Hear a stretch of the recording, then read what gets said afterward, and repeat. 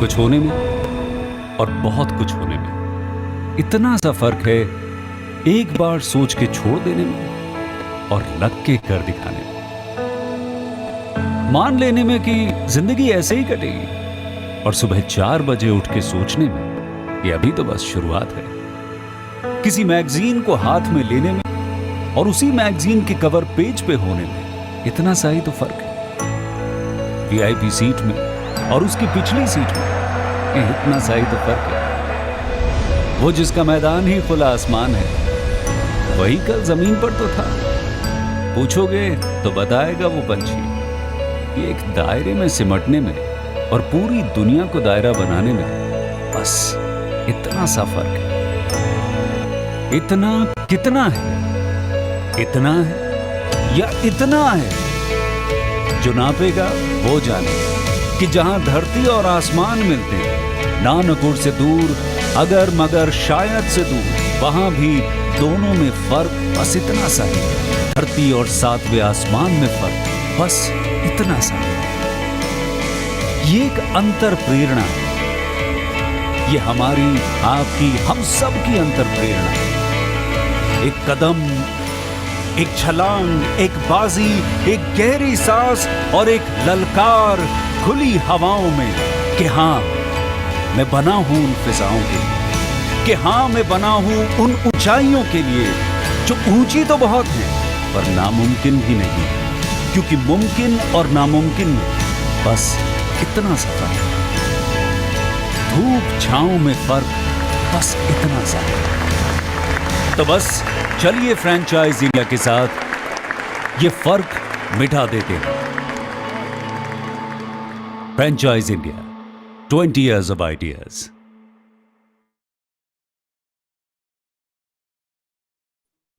Good afternoon, friends, and welcome to this special edition of Franchise India's webinar. This is an edition which we are running for a series called Successpreneur. And this series was designed by us to really help people who are making a decision to start a business, how they can run, not only start a business, but also run successful business. And this is the third series. This is the third edition of the first two are already recorded and available on Franchise India Facebook. If you missed that series, you can go out and also refer to that. And a very Merry Christmas to all of you. And thank you for joining on a holiday. This is a holiday time starting, and a lot of you are planning their much awaited vacation. And if you're joining in for this webinar, then we are serious about taking a decision of buying a business. And this show is all about that. This show is all about really helping you how you should choose the right business and also make it very, very successful. I always say that starting a business is very easy. You know, anybody can get into business. To make a business successful is where the real value lies. And how do you make a business model successful? Of any business which you start, you make it successful. It needs a very big thinking. It need deep commitment, and it also needs a lot of your planning, which is very important. So what are we going to cover today? We're going to cover, I'll do a little bit of a rewind from the earlier two series in terms of how you really plan yourself in terms of when you're looking at buying a business and what is the course you need to do that, which is divided into two parts. One is a mindset. What is the mindset you need to have when you are deciding to get into business? And then we'll get into what 8 steps which are required when you are taking a decision to invest in a business. But I'll also touch upon today a very important topic which comes from every entrepreneur who comes to us, is about risk. And a lot of entrepreneurs or people who want to really start a business never actually do it because they are having no courage to really take the decision because they are surrounded by a lot of risk around them. And I know, and these risks are, there in the business, and no, there is no business which would not come without risk. But how do you do analysis on those risks is very important. And today we're going to talk about that part, and especially for people who are doing the business first time in their life. They find it even more difficult to really pass through the cycle of deciding that they want to really make the commitment, put their hard-earned money and start the business, because they find a lot of risk in doing the business. Even if you're buying a franchise, because franchise is it's much safer way of starting a business, because you're going with somebody who already have been existing, the brand has already been there.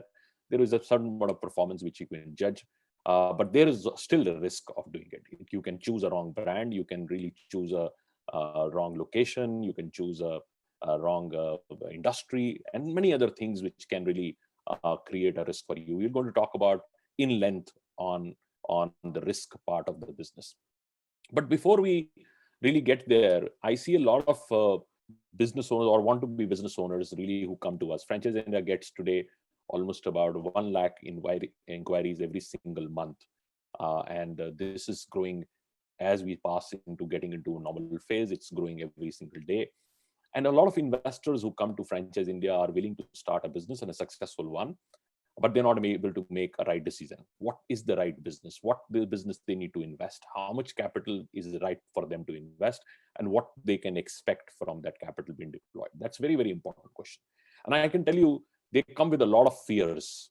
Rather, I had a meeting in the morning with my team. We have large consultant teams all over India. And I asked the same question. I said, a lot of people come to us, and why a very low number or percentage really start the business. Rest, everybody is exploring, but they're not really making a decision to start a business. And the answer was very clearly that they come with full of fears. And fears is directly proportionate. And fear is a good thing. Having a fear to invest your capital, which is your hard-earned capital, is a good thing. But why it is there? Because you see a lot of uncertainty. You're not very sure that this would work for you. You're not too sure that you will be able to handle that part of that business or no. So that comes with that. It also comes with a lot of confusion you have. Confusion also comes because you've not well researched. Like today, I was in the morning reading about how Ola is now started delivery of their electric scooters. So many electric scooter companies have come in the market. And if you want to be in that part, you want to be part of that action, you want to be part of the electric vehicle revolution, so to say, but where do you start from? Which company you should partner? Why you're choosing that company? How that company would perform over the time? So all this confusion is coming because you've not done your research. You don't know enough about that business opportunity. Another thing which is also problematic is that how you set your expectation. What is your expectation? And that's also very important to really judge that. Another thing which is very important is to know your strength areas. And sometimes this is where it all goes wrong, because you are not able to even assess your own strength areas. And sometimes you have over expectation from yourself, and sometimes you're not so expecting from yourself. So what is your strength area is very important, and you need to be very realistic and also find your differentiation. What is your differentiation, what you bring on the business? And finally, what commitment you bring to the business. And commitment is just not your financial commitment, but it is also about your personal time commitment. All that is very, very important for you to assess that. So let's start with a mindset. It's very important. You need to understand that what does it really takes to build a successful business. But before even we go into making a business successful or choosing the right business, let's step back. Any business which is not meeting your life goals would never be satisfying. So first, you need to, even before you start choosing a business or industry, you need to really set your life goals. What is your life goals?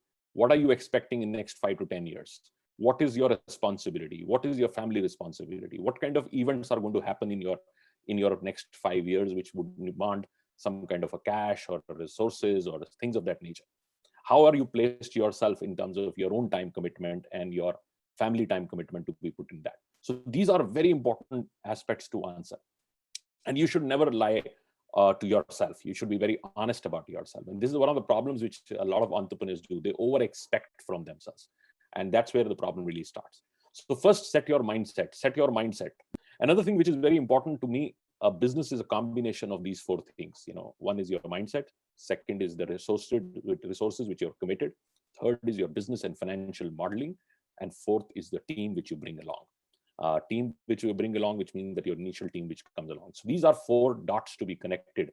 Then only your business can be successful. And what do you mean by successful business? That's also very important to understand before we jump in. It is just not the return on investment. And a return on investment is probably the myth you have. It's about not just about return on investment, but it's also about how value you're building, what kind of value you're building in a business. It's also about long-term sustenance, how you build a business which is going to be a long-term sustenance. It's also about what the problem you're solving, what problem your business is solving. Like my business, Franchise India, was born on very basic problem solving, which means that we wanted to be a platform to help entrepreneurs start their business. That was the whole need. This company was started with the one single problem, that there was no platform which can help people to start their business. And in last 24 years, While financially or by growth, we would have done great, but the real message, real business I see was satisfying for me that I continue to solve that problem over 24 years. And I still feel that there is more to do in the same aspect. So by the time you're very honest about the problem you really want to solve, and you don't just worry about the return on investment or building value, but you are also very, very concerned about what problem your business is going to solve, that's going to be in that. And finally, how satisfying it can be for your stakeholders. And stakeholders can be internal, your team, your vendors, your suppliers, and also stakeholders which are outside, your customers, and the world which is larger outside for you. So let's understand now the 8 things, the 8 ways when you are looking to start your business. What are the 8 steps you need to take in choosing the right business and so on and so on. First is, how do you make the right choice of the business you want to choose? And this really also starts with connecting few dots. First is what industry you want to choose. That's very, very important. To me, it's a larger part of the business. People jump into getting into asking brands. And a lot of times investors call us and say, can you get me this brand and that brand? And I actually take them back and say, why have you chosen this industry? Why are you moving into a brand? Why you want to make a decision to get into that? Unless and until you really understand the industry you want to participate and why you feel it is going to be strategic for you, what you bring on the table for that industry, that you can be a great contributor. Just because it is performing for somebody else doesn't mean it will perform for you and your location. So you need to be really very, very clear that why are you choosing that industry over any other industry which is available. And that needs a lot of research. And this is where a lot of our consultants really work with you very closely. Rather, our consultants are trained on helping you to really choose what should be the right focus for you as for industry. Don't even jump into partnerships or looking at opportunities. Sometimes we are very driven from opportunities or brand names and so on, but we don't know really where we want to participate and what it takes to participate. Say, for example, there are some industries which are high gestation cycles, like healthcare, education, even these futuristic industries like e-vehicle. They all are great. We all know that next 4 or 5 years belong to them, but they need a high gestation cycles. Even recycling, any kind of businesses like that, they have high gestation cycles. And this would mean that it would need a few years for you before you start seeing results. But once you are well established in the industry, they have a sunshine. They would give you a horizon of next 10, 15, 20 years on that being industry. So anybody who joined as a dealer of Bajaj in 1970s really enjoyed about 40, 50 years of success. So similar cycle would happen if you join maybe a top leading electric vehicle company. You might have a success for next 20 years on that cycle. So you need to really think through that what industry you want to do. Then go to the specific opportunity or a brand. Then go down to really understand what is your financial expectation and can this opportunity deliver that financial expectation? And finally, also understand the location where you want to set up your business. Unless and until you do this order, and connect these 4 dots, it's never going to make the right choice of business you want to do. The second thing is, how do you want to fund this business? This is very, very important. How you want to fund this, your own business, and where is the funding going to come from? And entrepreneurs have to be extremely honest about it. Very, very honest about it. Even if you don't have that funding, how are you going to raise that funding? Is it going to be a debt or an equity? Who's giving you this equity? And especially early days, your business is new, you set up a new company, you don't get debt, you don't get equity. How are you going to finance your business? And if it is going to be your own capital, how much you want to really put on the block? And how much you should really put on the block? Because sometimes you need to have a plan B. You also should have something else. I know sometimes entrepreneurs risk too much and they put too much money behind their passion and things of that nature. And then they have to really repent over the years because it would take few years before they can really make sense out of that business. And sometimes you don't make sense. It is the business becomes non-performing, and then you lose many years of your life to just get that position back because you invested almost everything you had on that business. So it is a very careful decision in terms of how you will fund that business. And don't be adventurous on that. Never be adventurous on taking this decision or over expecting again from the business or yourself. Sometimes entrepreneurs are so excited that they over expect from themselves. They feel that they are able to turn around any business in 3 months, 6 months. Businesses take time. Businesses take time to give you returns. So go as conservative as possible when it comes to your investment. And if you don't have investment or fund to do the business, then change the industry. Get into a smaller business. pick up something which you can afford, which is very, very clearly in your comfort zone for you to start. And especially my message to the people who are getting into business first time.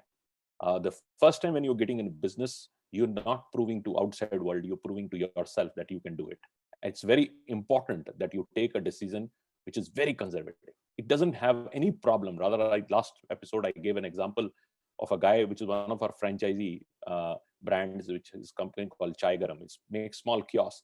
And I know a lot of people have invested through us. Almost about 200 kiosks are there across board. And most of the people, they just invest and leave it on others to manage. And in these difficult times, it's very difficult for food to make sense.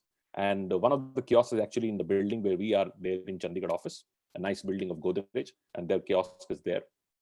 And I went to that kiosk just because we know the brand and we market the brand. And I looked at a smart guy working behind the counter, making the tea and giving to the offices and things of that nature. And I asked him, I said, are you a franchisee of this location? Because he looked well-dressed and very qualified. And he said, yes. And he was himself working and he had only one person working with him. And I liked that idea. I rather congratulated him and said, these are kind of entrepreneurs we need, who don't have any shame to work in their own businesses, to make their own livelihood. And that's where the real opportunity is. So even if you're starting the first time in your life, my advice is don't please anybody else outside. Do it for yourself. You need to prove yourself that you can be successful, and no business should have any shame. By the time you're an entrepreneur, you're creating jobs, you're helping others, you're solving some problem, you're doing a great work, and you should congratulate yourself rather than getting into this whole situation of peer pressures or looking at what you want to tell the world that you own this brand and so forth. So this is very important. So understand your requirement of how you want to fund the business. The third is what property, where will you need to take that? What kind of resources you need to deploy, and what kind of training you need to train yourself and your team. That's very important. Before you even getting into that business, you need to get yourself trained. It's extremely important for entrepreneurs to train themselves, because if they don't train themselves, they don't understand the business in depth, they will never be able to do that. There's a company we are advising. They were husband-wife couple. Couple went to, they wanted to start a particular business, bubble tea business. And they actually went to Taiwan, where it all starts in, took up a job in a place and worked for a few months to understand the business, and then came back to India and set it up. This is how entrepreneurs should do business. They should really take an opportunity to learn. Even if you're buying a franchise from any company, the first thing you should ask is not negotiate on the franchise fees or a royalty. You should really say, what is the training plan? How can I train myself? Can you put me into some running business which you are already running, where I can be there for 15 days to train myself? And once you are trained yourself, and I can tell you by statistics, 90% of people who buy a franchise are not trained. So which means that they just buy a franchise and start a business, and they continue to expect everything coming from a franchisor. And this is a mistake. And I find the 10% who actually train themselves are more successful. And that is absolutely data. It's not about the brand. Even if you see in one single brand, there are multiple franchisees, some are successful, some are not. Some people who are not successful lack training. They are not trained enough. They don't know how to run that business. And people who are trained enough are absolutely very, very successful. And I've seen large organizations who've taken great businesses and brought from outside. They don't understand the business. Like, for example, this company called Barbecue Nation actually bought over Johnny Rockets in India. Now they bought over this big brand, Johnny Rockets in India. And because they come from their learning of Barbecue Nation, which is unlimited food, they actually changed the Johnny Rockets model in India for unlimited burgers, which is not the model of Johnny Rockets. Johnny Rockets model is really about gourmet burgers, right pricing, higher pricing, a little more American diner kind of a format.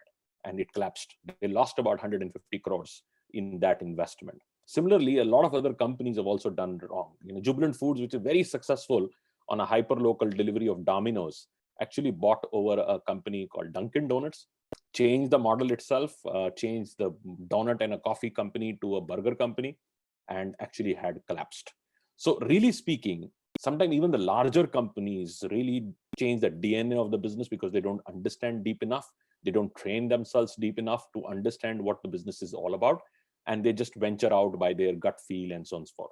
So always when you are starting a business, always train yourself, give yourself room and you know the business enough before you venture out into it. Fourth is put your cycle of how you're going to run a business. The first is incubation stage. When you start your business, never overindulge. Never overindulge. This is another mistake I continue to remind business owners, that in the first 3 months, don't impress the world. Don't do these grand launches. Don't spend too much on marketing, because you don't understand the business. You don't know your customer base. You don't know how to service that. You have a lot of teething problems which are going in. In this phase, this is about incubation. Set your foundation, set your processes, set your systems, micro manage every small thing, because you have to learn every small aspect of your business. That is a stage. First 3 months, that should be done. Very quiet, nothing to do in that thing. Only thing you need to tell yourself that every day I'm mastering one process of my own business.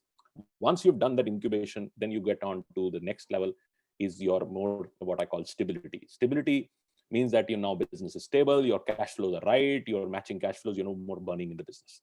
That's your stage 2. Stage 2 can be another 3 months, it can be another 6 months.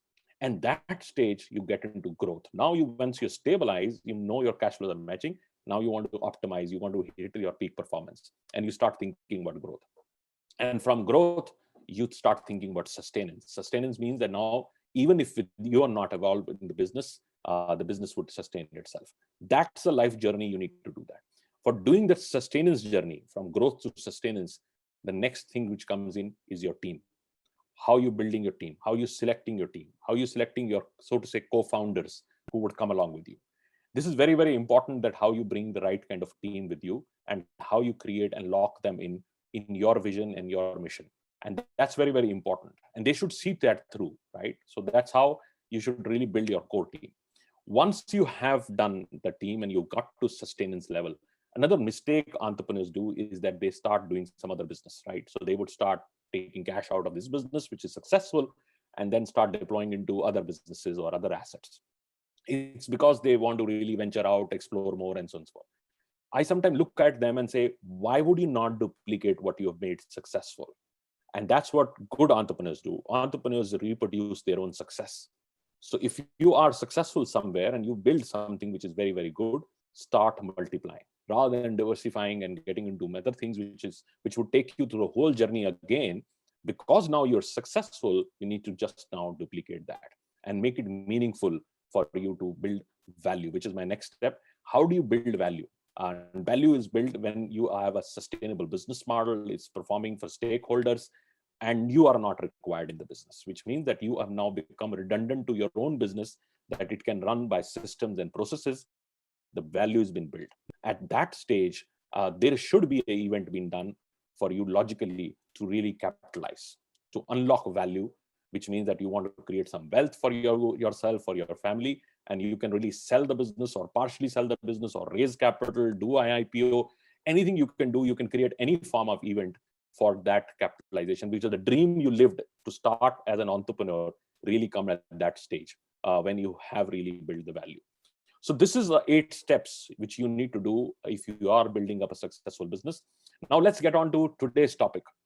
And if you have any questions, friends, so please use the Q&A box and keep asking questions, and I'll be more than happy to take up your questions. The questions can be around which franchise you want to buy, what kind of industry you want to get in, how do you assess an ROI, what kind of support you can really ask from a franchisor, any question which comes to your mind, or even in terms of how do you really raise money in terms of if you want to do your own startup, anything which comes to your mind, please ask in a Q&A box, and I'll be able to help you out with that answers. And we'll take up these answers later in the webinar, and probably I'll put up a 5 to 10 minutes in the last to take up these questions. So please go out and use the Q&A box and keep asking questions.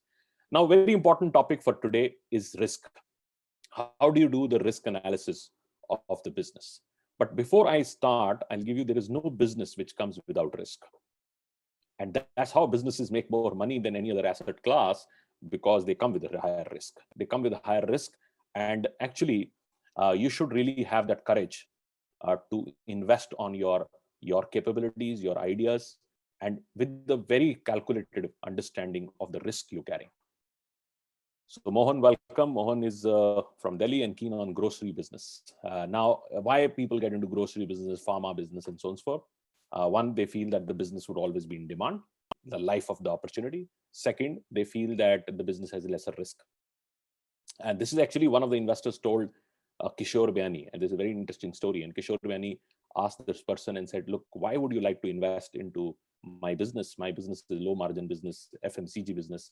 He says, look, Mr. Bayani, if I invest into your business, I know there is no stock risk. If one day I want to sell everything in my store, I can sell that, and there would be no risk on that. So that's why I like grocery business, because it's a low risk. And that's why people try to invest into grocery, pharma, and so on and so forth, because they want to reduce the risk. But also very carefully understand, sometimes low risk also means low growth, which means that you will not be able to really do that. So you need to really see which side of entrepreneurship you are, how much risk to reward ratio you can handle, what is your long-term goal. Is the goal is to generate just income, which means that you want some stable income to come in, or you want to create a long-term value? And these two would have different answers. Sushil Kumar also wants to start an Apollo franchise. Apollo is currently not franchising their pharmacy business. They do their pathology business. They do polyclinics, and they do also hospital franchising, but currently not doing their pharma business. But franchising, India has another 10 top brands in different markets for pharmacy. Pharmacy is getting into a big play now. There are 3 big IPOs on the line. There is a IPO which has already done for one company out of Hyderabad, MedPlus, and then there is an IPO coming for Wellness Forever. There is another IPO coming for PharmEasy. So this whole industry is getting into a big consolidation, like what happened in the diagnostic space. Dr. Lal, Metropolis, they actually consolidated the market. It's now become organized. Similarly, I think in pharmacy business, in next 3 to 4 years, large part of fragmented pharmacies would also have to convert and become part of a chain and a structure like that. And direct to home pharmacy is going to have a big structure.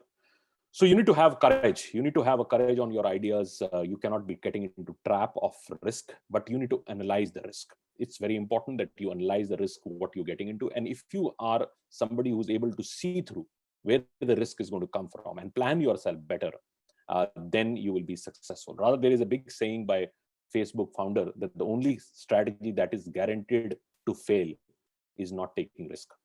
Only strategy. So if any company comes to you and say, I have a strategy that you will not be taking any risk on the business, and this is the entire thing, that is guaranteed to fail. Absolutely. There is no business which comes without risk. Every business has risk. The only thing is how you calculate and plan yourself and be ready with this.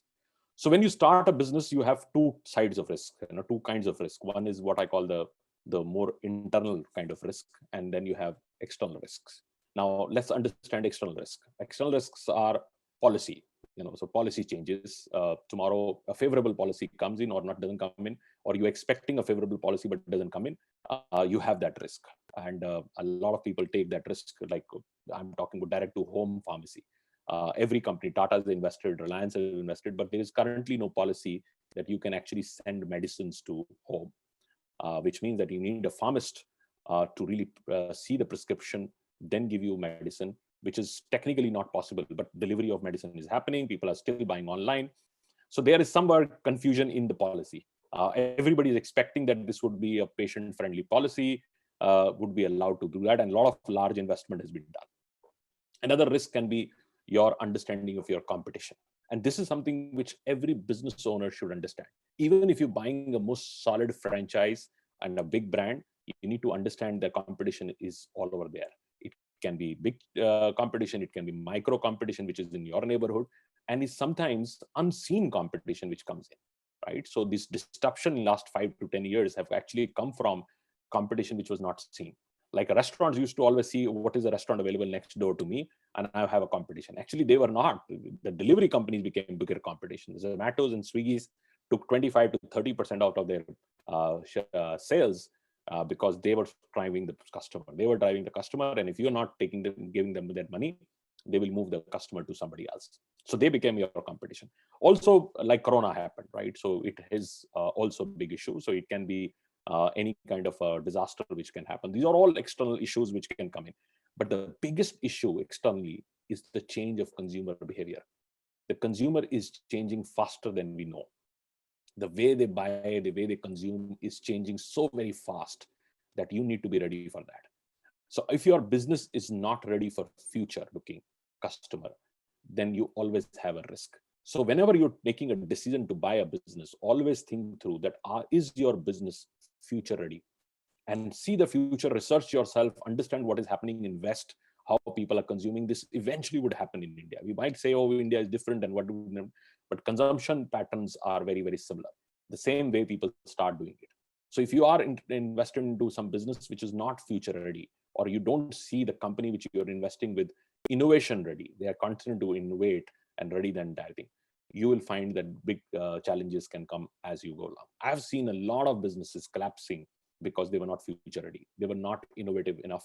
They were not able to change faster to be ready for the future consumer behavior. So these are your external risk. Then there's a lot of let's understand the internal risk. Internal risk can be your financial risk. It is a big financial risk people carry, which means that they don't understand the microeconomics of the business. They don't understand microeconomics, and at a certain stage, they have an imbalance between their cash flows and their expenses, and they don't understand how to drive a PL, how to understand a profitability, how to really ensure. Sometimes they keep focusing only on reducing cost. And this is a small business syndrome, right? So small businesses mean controlling cost makes you money, but they don't understand the economics. They don't understand economics. Sometimes controlling cost means lesser marketing, lesser resources, lesser quality of talent, which means that lesser performance. So all this is actually linked on your performance. And if you are reducing everywhere, you're also reducing your performance. So understanding what your business needs and how you financially going to engineer that is a very, very important internal risk. So unless and until you have mastered that, that what is your critical aspects, what your critical spends are, and then you start getting into the business, that's very, very important. Second is go-to-market risk. A lot of business owners are good in operations. They're very, very good in setting up businesses, but they are very poor on take the business product to the market, or they have ability to market. And that's something which is very important to master. You need to master that risk. How are you going to do that? And they continue to blame, especially in franchising. I've seen people buy a franchise and continue to blame the franchisor and say, oh, I don't get right kind of marketing support. I'm not getting enough leads. I'm not getting enough customers. Actually, it's an independently owned, independently operated business. And you need to really champion that. If you are not responsible for getting your own customers in, then you are not in business. And that's why a lot of people ask us to get us CNF or distribution partnerships and so on. For what they're trying to say is that they don't have ability to build that business. They just want to invest into business which can be built by others, or the company has to do that. So this is also another big risk which you carry. Then can be operational risk. Operational risk means that you're operationally not aligned to what the business needs. You're not able to deliver, you're not able to get the product right, you're not having consistency, and many other operational challenges can come in. And this needs a little bit of a micro engineering and understanding of each detailing. And I have seen a lot of businesses collapsed because of they're not having the right kind of operational. Like yesterday, I had a call with a great brand called Chayos. It's become a chain. And I spoke to them and I said, are you franchising? They said we were franchising, but we stopped franchising because we felt that operationally we were not in the same bandwidth with our franchisee. While it is to do with how well you train your franchisee with, but they actually stopped franchising because they felt that the franchisee was not in the same bandwidth of operationally delivering excellence to their client. And finally, another risk which we all carry is talent. Do you have the right talent? Do you have the talent which is required for the business? Have you spent enough time to research and get who you want in the business? Is your roles and KRAs and KPIs are very well defined? So these are two types of risk which you need to really understand. Say you're buying a franchise, you need to go out and say, what are your external risks? How is customer behaving? Who's your competition? What is the competition doing? All that needs to be done. Even micro competition where you want to start the business. And then internal risk assessment also you do. Understand your financial risk. Understand what it takes to build this business, scale this business, and how to make your business profitable. How do you understand what would be required to go to market and what kind of capability you would require for doing that? And then understand operational and the talent. If you're able to balance these internal and external risk, Then you need to get down to the next part, which is my last part of today's webinar, is to understand what are the things you should avoid to really reduce your risk. So 10 things which you should avoid when you're getting into business and to reduce risk. First is know your strength and know your weakness. Every entrepreneur has strength areas and has weaknesses. Unless and until when you're starting your business, if you define these two very clearly, while you need to master your weakness, that's all right. That's important. Overcome rather than mastering, because you cannot master completely your weakness, but you need to overcome that. And sometimes you need to bring in the right person who can really take over that weakness you have. So you're not good in finance. You need to have somebody who's capable to handle your finance. You're not good in people management. You need to have somebody in people management. So understand and ask yourself honestly that what is your skill set, and the business you're choosing would complement your strength areas. And then start working on every single smallest part of the business and start mastering it. Another problem I've seen in business owners is they are too quick to delegate. We all see and hear this thing saying delegation is most important, you need to delegate. But unless and until you have drawn the process, anything which is done repeatedly in your business and you have mastered that can be delegated. I understand very clearly, anything which is repeatedly done in your business and you have already mastered that, this can be delegated to somebody. So you can put some kind of checks and balances and audit structure to make sure that this has been done in the right time. It can be your procurement, because you procure every day. It can be your another delivery cycle. So anything which is done and being done on a repeated form can be done only when you have mastered that. So that's one area which you should be extremely honest as an entrepreneur when you're starting the business, that what is your strength area? Can you spell out your strength area, and can you also define your weakness before you do that? And this is something you should not be ashamed of. You should rather accept as an entrepreneur that I am not good at it. I'm not good at in this part, and I need somebody to help me out. And one, find in your inner circle who is good at it. Maybe somebody in your family who can be really good at this part of the business, right? So you need to really bring that. Now, the second point is understanding microeconomics of your business. Microeconomics is what is the cost of getting customer, or what is the cost to service that customer, and how do the cost of retaining that customer. How these three costs are making and stacking up your business. Because if you don't know this microeconomics, you cannot multiply. You will not be able to put science in your business. You will not be able to put budgets in your business. You will not be able to set targets for entire thing. Say next quarter you're planning. Now the last quarter, Q4 is coming. Everybody is very bullish. The largest companies actually play the biggest quarter this. And if you don't have a forecasting done for this business, if you're not able to forecast, you will not be able to invest through this quarter. And if you're not able to even get and assess your projections, you'll not be able to really put resources behind it. So financial performance is to be mastered in your business. Third is capitalization. Another area which I've seen a big risk entrepreneurs carry is that they run out of cash. They run out of cash and they had to close down the business. And something which you need to be prepared. You need to know what kind of capital would be required to what you're doing. And if you want to get into a scale story, which means that you're now moving and scaling up, then you need to be adequately having reserves with you. Sometimes you get into a scale story and without having adequate capital. So you're not able to fuel it, you are in between and you run out of gas. And how do you really bring that cash in the system is also very important. Are you taking too much of debt? Debt, I don't advise, especially for smaller businesses, don't take too much of leverage on your books and you will not be able to service that. And sometimes it's ridiculous in terms of the rate. I've seen people take debt on. Like I was speaking to some young optical store company, which was talking to me yesterday, and they said we are getting at 2% some kind of funding for their business, the debt funding for business. And I said, do you have 24% in your balance sheet to really pay this cost of capital?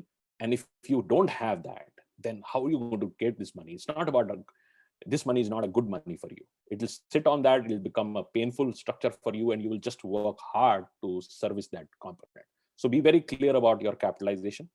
Another area which is very important, and one of the companies I run independently is called Action Coach. Action Coach is a big business coaching company, and we actually advise business owners on how they can really multiply their sales. There are three major functions in your business. One is your business development and sales. Second is financial management, and third is operations. If you have enough cash coming in, if things go wrong in these two, which means operational and financial management, you can still fix it. But if you have something all going wrong in your business development and sales, even if you have best of operations and financial, you will never be able to fix it. So always entrepreneurs should keep the eye, or 50 to 60% of time, to make sure that they have enough customers coming in. They are focusing on business development. They're getting more sales in the business. That's exactly very, very important part of an entrepreneur journey. Entrepreneurs are the best salespeople out there, who are always focused on getting more customers in. Rest everything you can really delegate, but this needs your attention. This needs absolutely your attention. Then you need to also be analyzing your competition. This is very important. When you start your business, continue to really keep focus on what is your competition doing. How is the competition changing? What are they offering? What are they bringing in the market? You need to be very relevant in the market. And even if you are a franchisee, you need to appraise your franchisor and say, this is what is happening, and I want to really improve my product or my services, or do that. Because it's very important. Sometimes your competition is moving faster than you are, and you will be losing more customers than getting them. Sixth is how do you really build your business, which is system driven. And sometimes the biggest problem for entrepreneurs, they are always nervous about the talent they have. They're always nervous because they will lose them, because they feel that they're very critical for the business. And more the positions become critical, you become a trap of that entire thing. You'll never be able to release yourself from there, because you're very insecure about the people you have. And that's something because you're not process driven, you're not system driven. So how in the initial days you put some systems and process and make your business relatively idiot proof, while you still need talent, but it is a replaceable talent. Anybody can come with the same kind of skills, can run that business. You're not too dependent on one individual or two individual. That's something which you very, very clearly, if you want to really avoid that risk, because I know a lot of times businesses get set back because they lost the key talent. Even the larger companies, if you look at some big companies, some big service organizations, big media houses, they collapse overnight because they lost the big talent. Like, for example, Times Now had this Arnab running that business, and suddenly Arnab decided to go to Republic and start his own channel, and there was a huge loss of TRP which came on Times Now. Even a company like Bennett Coleman, which is the largest media house, just because one talent they lost, their entire business really started looking collapsing. So how do you really build businesses? And some businesses need, television needs personality. So locking personality becomes a very difficult situation. NDTV passed through that, everybody passed through that. But some businesses don't really have to make the personality so important. So it's about the process and systems which take the front seat. Another thing which you need to do is understand your customer well.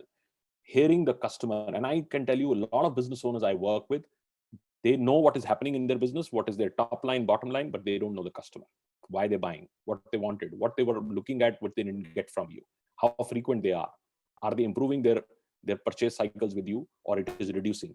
All that data is very, very important. So now everything really comes from data. What is data telling you? What kind of analytics you can do on your data? Who's your customer base? Understand, that. And a lot of times, because we are in the front of the business as business owners, we feel that we know all. But actually, no. You have to step back and start reading the data, telling yourself that I need to get more and more data coming to me to understand what is happening. Then only you can take steps. Otherwise, your steps would be impulsive, which are coming from your gut, or your immediate feedback. Immediate feedbacks is your current team or CLOP team, which is around you, which gives you feedback on things. And sometimes you react on those feedbacks as a business owner, but you're not reading enough. This mistake almost all business owners go through. And business owners should really stay away, not to react on this entire thing. Rather, they should really be reacting on only fundamental data which comes to you. Another thing which you should always remember, that no business is there out there which comes only with one-time investment. Business is a continuous investment. And this is a mistake business owners do, because what they do is when they start, they put all their money. And then they, as business owners, they keep withdrawing that money for their personal needs. So everything, they don't really go back and invest in their own business back. And so business reinvestment cycle never happens. So at a certain stage, it fatigues. It fatigues and it's no more relevant. And this happens to a lot of businesses that start extremely good, and over the time they lose a charm because the business needed reinvestment. So you need to really define your PL very well. You need to really define what the dividend you want to take as a business owner, but what kind of reinvestment you need to be prepared for it.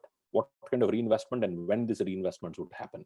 This is very, very important to really define. And when the reinvestment really starts, a lot of business owners don't have enough cash in the books, or they don't want to bring that entire thing, and the business starts collapsing. Another thing is don't spread thin, which I've said earlier also. Always reproduce your success. Don't spread thin. Don't go into directions which are not right. Be in clusters. Stay in very, very in controllable positions, and go deeper into what you're doing and multiply that success rather than spreading yourself thin. And finally, if you feel that you are limited by what you're doing as a business owner, sometimes business owners are greatly involved, great entrepreneurs, but they're not able to take to the next orbit because the orbit they're playing can only do so much. So at that stage, you might have to call a hard step and say, I want to call quits in this business, sell that business, and make so that you can change the orbit or change the playground to do something else. Textile was very interesting in 70s. Reliance made a lot of money in textile. And then oil was very interesting, entire thing. So they made a lot of money on oil. Then data became more important. Then they made money on data. And now renewable energy is the next big thing, or they put a giga plant for doing it. So even a Reliance, if you really ask me, in last 50 years, every 10 years, they brought what was more relevant at that time, where the next wealth creation can happen. So similarly, and some companies are not able to do it. So many textile companies which were in the same time of Reliance, almost everybody is bankrupt. Almost everybody outside Raymond's, which is still doing relevantly work, but almost everybody is bankrupt. So if Reliance was also just thinking about textile at a particular time, they would have been bankrupt by now. So they knew that they have to re-engineer the structure, but they were very clear about their core competence. Core competence was scale, core competence was manufacturing, core competence was delivering faster, great value to the last customer. So they had all the pieces of value system which stayed very honest with Reliance, which they brought into almost every business they did. And that's how they are the most successful organization in this country. And so if you are also in the same situation, and if you feel that your business needs now a change, then you need to really change the orbit and exit that business to something much more meaningful for you. So friend, this was today's discussion. We discussed about how to really validate your risk when you're investing into business. If you are interested to start a business, don't rush into this. Step back, understand what business is right for you, what industry is right for you. Talk to some of our consultants. Our consultants are placed in about 90 plus cities in India. We have full-blown offices, full infrastructure available. They can help you to really go through, and don't go through one brand. Go to multiple brands, multiple opportunities, multiple industries, and we'll be happy to help you out in terms of making that important decision of your life when you want to start your business. So thank you very much, and Merry Christmas to all of you. And thanks for joining in for this webinar. This was designed to be a 45-minute webinar, but I did about 50 minutes. So thank you very much. I will also put my direct number. And if you have any feedback, any suggestions, any thing which you would like to hear in subsequent series, you can WhatsApp me or email me on that, and I'll be more than happy to help you out. And especially for young entrepreneurs who want to really now start a new business and they are nervous and they feel what business they should do. If you want to set up a call with me for a no obligation call in terms of understanding how you should really go through the whole process, I will be more than happy to do that. So my number is on a chat box. So this is my direct number, and also my email ID, which is gm@gauravmaurya.com. Also visit gauravmaurya.com. There is a lot of videos I have done. There are hundreds of videos which are available, all available for you if you are looking to invest, how you want to exit your business, you want to value your business, any other topic on franchising. There is a big series I've done on franchising. Even if you want to scale your own brand, sometimes a lot of people come to us, we have a great brand and they want to scale that. That also we have done a lot of videos on that. Overall, at a group level, we have done about 4,000 webinars in last 2 years. So good content is available, encouraging entrepreneurship, encouraging new people to start their business, helping them take the very important decision. So thank you very much, and Merry Christmas and very Happy New Year to all of you. And if you are thinking about starting a business in 2022, then you start right now. Put your mindset in place, make the right selection, follow the process, define your risk, try to overcome that risk by better preparation, and you will be very successful entrepreneur. Thank you very much. Thanks for your time today.